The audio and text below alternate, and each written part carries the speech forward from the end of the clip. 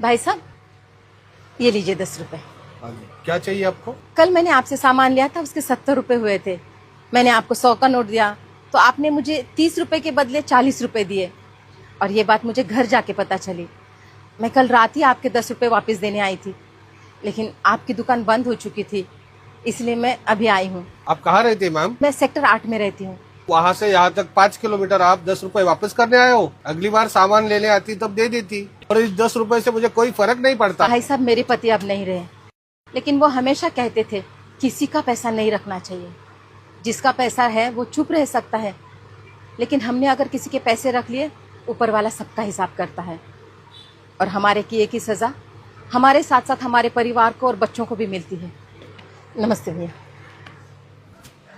रमेश, दुकान पे ध्यान दे, मैं आ रहा हूँ। अरे मालिक, आओ क्या? आइए आइए आइए आइए, बैठिए बैठिए। बताइए कैसे आना हुआ आज? आपने मेरी दुकान से जो जो सामान खरीदा था उसका पैसा मुझे कल भिजवा दिया था। उसमें 300 रुपए ज्यादा थे। ये बात मुझे तुरंत समझ में आ गई थी, लेकिन लालच में मैंने वो रुपए रख लिए। अगली बार के बिल में हम एडजस्ट कर लेते थे वो 300 रुपए। भाई साहब, अगली बार किसने देखा है? इसलिए आपका पैसा लौटाना बहुत जरूरी था।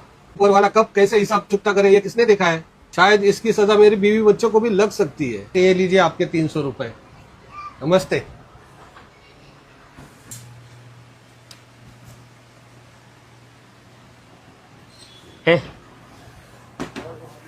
ऑफिस संभाल, मैं जरा आता हूँ।